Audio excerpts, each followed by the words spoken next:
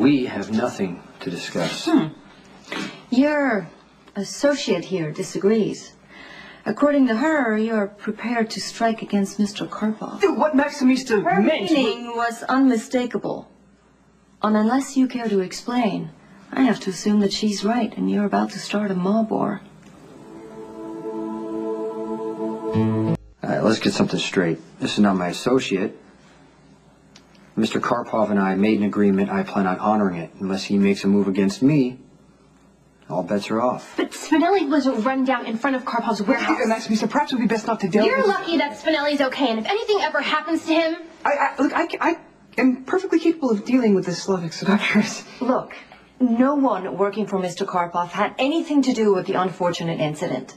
I came here to give you my personal assurances. You've done it. Goodbye.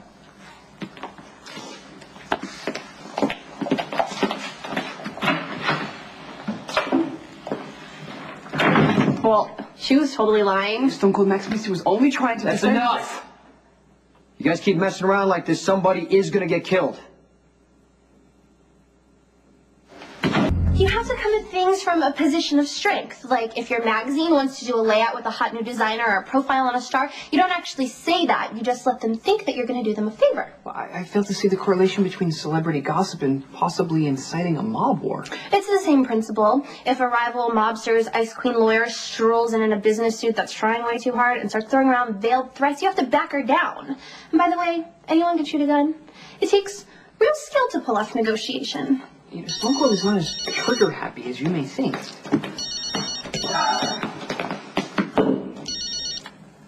Yeah. How long ago? No, I'm gonna handle it. Are we going to the mattresses? You are. Upstairs, you can take a nap. Let's go. Come on.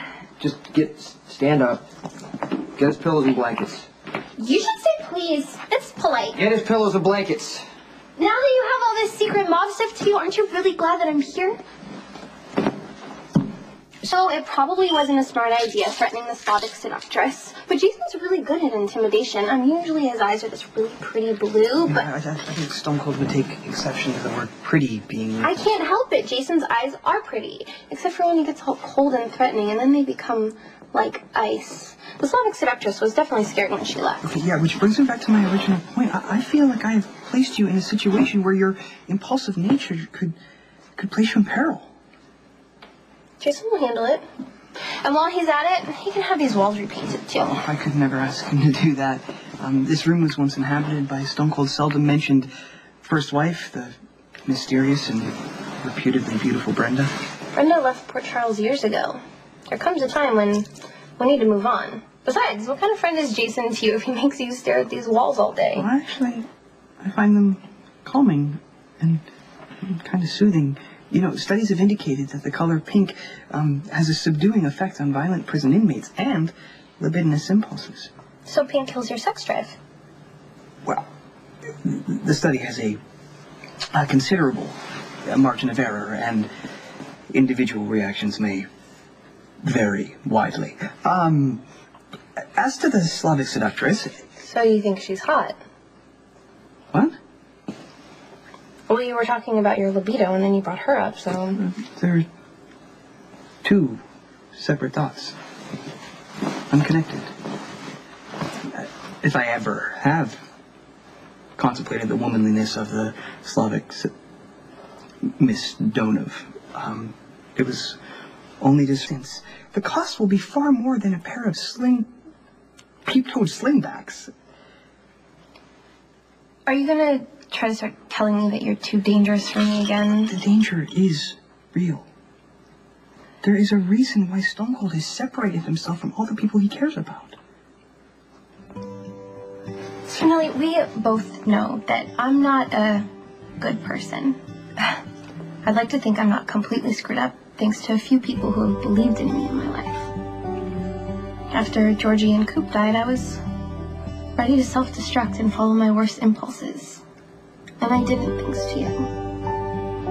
So yes, I am grateful that you pushed me out of the way of that car, but you saved me just by being my friend. Men who had been brutally beaten were discovered in an alley near the Pier 52 warehouses by a woman who was walking her dog. Police say both were holding Russian passports and that there are no suspects at this time. Anyone who has information is...